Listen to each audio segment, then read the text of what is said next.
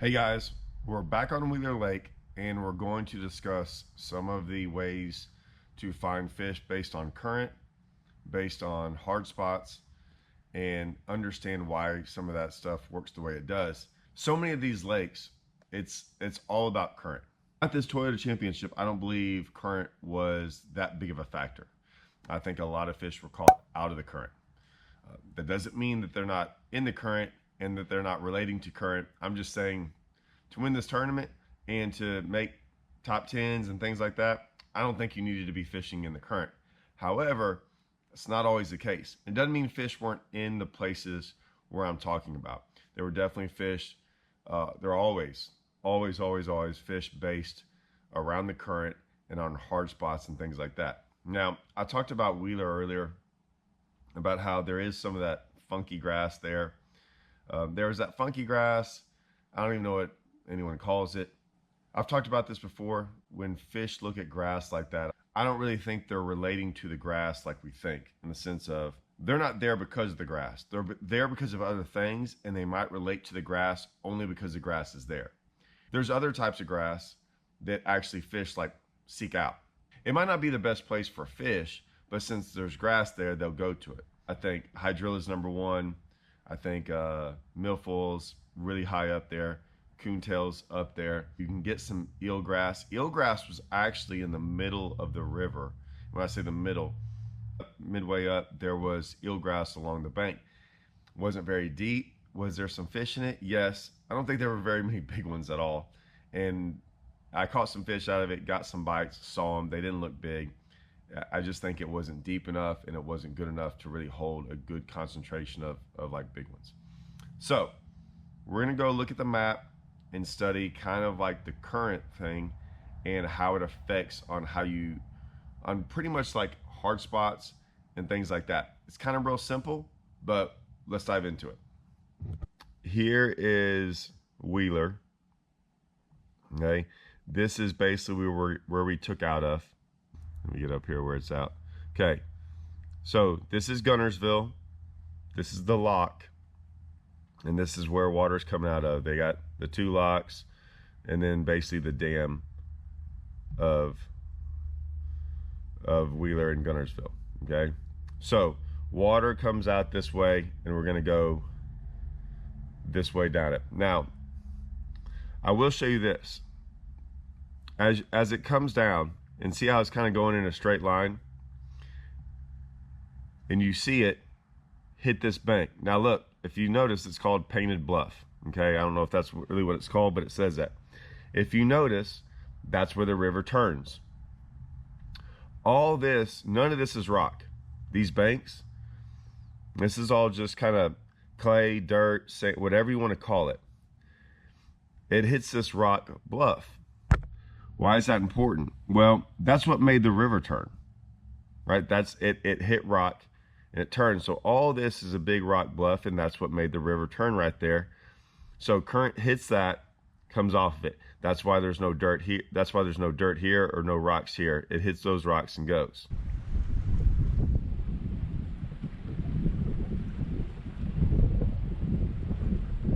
Same thing here, kind of comes down this way. Look, another bluff, right? So it hits bluffs, and the current hits the bluffs, basically hits rocks and turns the river. So now we got it coming down this way. And usually all these outside bends, okay, look at that, another one. You can see the lines too on the map. That, notice how the lines, these lines are shaded lines, right? So red is really shallow, green is the 10-foot, yellow, then this blue, and then this white and light blue are deeper water, right?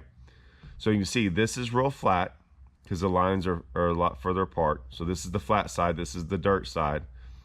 And then see how these are real steep. They're real short together. And when you zoom out, you can't even see them. That's it hitting, look, Black Bluff, right? I know this is all simple, but I wanted to show you all. So like, same thing, the water comes down here. Look, it's another bluff. I didn't even, when I started making this video, I didn't even know that it was going to tell me all these bluffs were here. But that's, you know, pretty cool. So the water's coming down and it hits bluffs and the river turns. Now, how can you use this to your advantage? As it comes down here, and we're still going, I'm gonna go down the whole way. Like I said, a lot of these places, you can see right here, Plymouth Rock, right? Even as it bends and it hits to really turn, and it actually makes its last turn, it's always rock, almost every single time, right? There's another one, Lewis Bluff. There goes another turn. We can follow this all the way down. Now, eventually, okay, I'm gonna show you all. And go all the way down, all the way down. As you get further and further down the river, it's not that there's not current, right? There's still current, but it's eventually going to open up. So here, now right now, the water's low. So I have this as a 3 foot lower than normal, because when we were there, they have it the drawdown, right? So a lot of times there'll be current hitting a lot of this stuff that is actually, it shows out of the water now. It will be under the water a lot of times throughout the year. Now, right here, all this green and red is water. Now, this section right here, it is protected by that right there is land. So right now that's protected by land. So you have some current kind of coming in here from these openings right there. And you can come through this bridge right here. And so you do have some current coming through here and coming out of here, right? And it'll come out right through here. Actually, this is right where when I put in the video, maybe I'll show it real quick. I caught my first fish right here. I see that line that goes in between there. I caught my first fish there.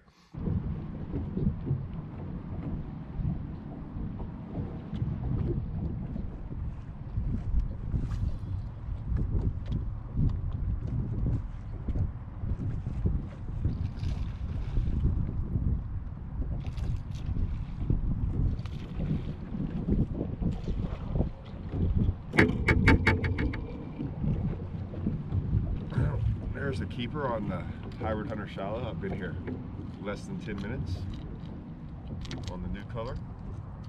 Like I said, just kind of put your head down. I haven't gone very far at all. I hope it stays like this for 7 more days. No ghost herring, the new color I just got the other day.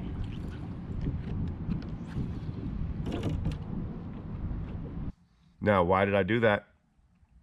As water was coming down here, you could see water in the current hitting these 2 little islands right here. Well, those islands were hard spots, right? Because there's current hitting them. And so that's how you kind of know whether or not you get hard spots. We'll get more into that. So I caught my first fish right there within 5 minutes of being out here. We had current coming under this bridge and coming out. Now, the interesting part was it was going around. This is the railroad causeway. So this is where the railroads went over every day. Every time you come in here, and everyone likes to fish right here, a lot of people. It has this little ditch coming in here. Water would flow around this thing and go into that ditch all the time. I assume it always goes in there. I never saw it come back out. So I think it's always going in there, following down this and kind of moving this way. So that right there, definitely a hard spot because you had water coming through there. Now, why is this important? Let's look at all this stuff. As that water comes down, notice how it's all straight, right? It's very straight. So water's just kind of hitting the side of where it says shallow area. That is basically right on the river, and this is Decatur Flats. And this kind of all looks the same right here. Now, there's some places in here, these little islands right here where current's hitting them. And when I call them islands, they're not sticking out of the water, but they're just more of little high spots. You can kind of get some hard spots around those. But as you get further and further down here, right, think of it like that river. See how it's all straight, straight, straight? See how it starts to turn right there? Now, why does that river turn, right? We already looked. Why does the river turn? Rivers turn usually because of hard spots. And a lot of those hard spots create, or rock or whatever it might be. I'm not saying there's a big old bluff here. What I'm saying is, since it turned, that's going to create a whole bunch of hard spots all right there. And that's just what happens. And so you can find hard spots because of looking at current and when the actual river channel turns. So that has some hard spots all right there. See how the river comes into this is kind of like it's a underwater island, but the river's going to turn this way, river's going to go that way. Where do you think a hard spot's going to be? Well, right where I fished. There's a big giant hard spot right there. Okay, so these are just ways. Now, as you get further and further down here, and there's still going to be hard spots all the way down here anywhere it turns. You just kind of have to find them. See, in anywhere, eventually you get down here where you kind of get out of the current as much. I mean, yes, there's still current, but it opens up and it's not the same. You get away from these flats. But anywhere you see it turn, you can bet you can find some hard spots. And fish love hard spots on rivers. You can do that. Now, you can also do it inside the flat, right? But that's basically what you can look for, a real quick look at how to find hard spots, where to look for them on places like the TVA that have current. So I'm going to show you this right here. Same thing even on the other side. When you come on this other side, this is like what I would call the industrial side. So like all down through here is just, when I say industrial, the power plants, all kinds of things like that, they're always working over here. Same thing over here. As that current comes down here, you can find little spots, right? So the current's coming this way, it's going to hit these little points. This one in particular, there's a point right here, and it started to make this flat right here. So if you look, this made a bit, notice how there's no flats. See how there's no, when I call them flats like this, big flats, big areas like this is called Decatur Flats. Notice how there's no flats, no flats, no flats. And then the flat started right here. This point started that flat. It's not much of one, but you can kind of see it. And I would sit right there and throw to this hard spot. You could feel it dragging a jig, even though it was 2, 3, 4 foot of water. And I caught some fish there.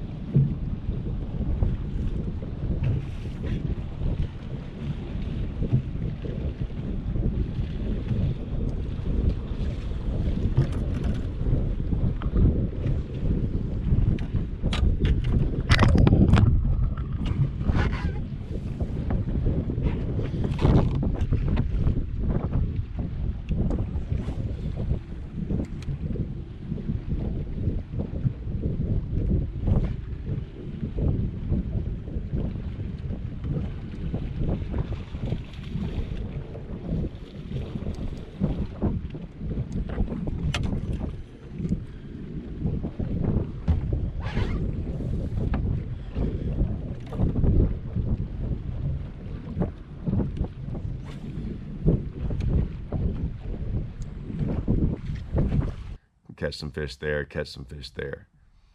And then you kind of fish down there, I wouldn't hardly catch anything. Now, not every one of them is going to have fish on them, but it's kind of where you can start. And if you notice, there's some barges there, I really couldn't fish there. And like I said, this place is big. I never got to fish there.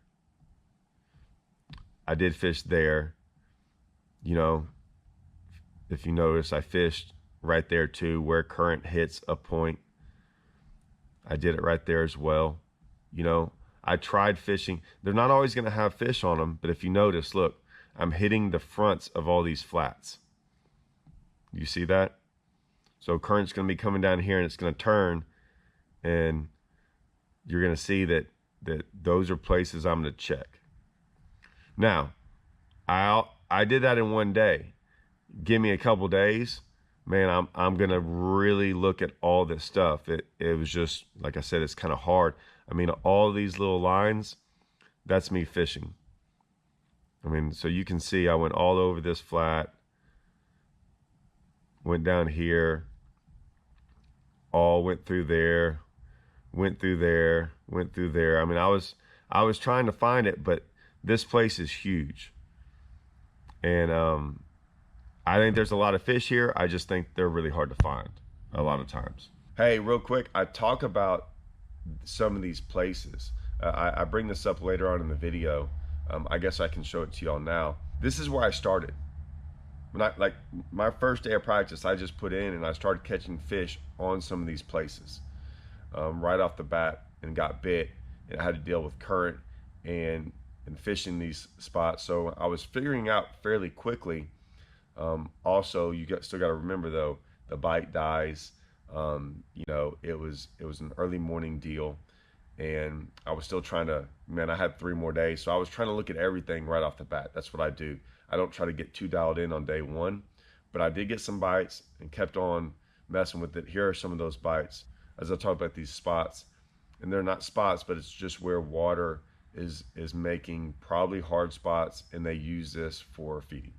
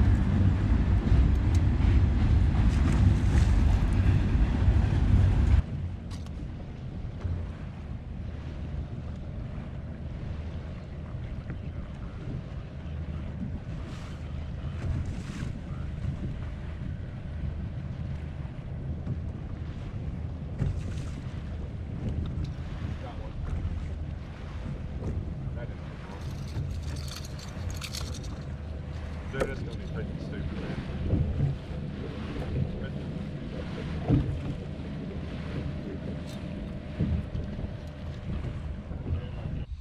But that is a great way to find fish in the current, find hard spots. If there's grass there, great. If not, no big deal. A lot of times they don't need grass. The next time we come through here, we're gonna go talk about the current coming out of the tail race and what to look for there. There's quite a few things you can do, and we'll get into that. Maybe we'll get into that tomorrow. All right, I hope that helps on understanding a real simple way to look at current, to look at these places, where to start. You know, where do I start making my first couple casts when I get on a place like that? And so you're just not going out there blind. It's like, all right, let me look at the map, study it a little bit, and try these places first. Usually, when I first got there, these are the places I tried right off the bat. And I was, you know, I had 3, 4, 5 bites within the first hour on a place. Basically, I mean, yeah, I've been here before, but I'd never fished any of this stuff. So I'll even put up maybe and show y'all like what happened within the first couple of minutes of me getting there. So yeah, hope this helps, guys. See y'all.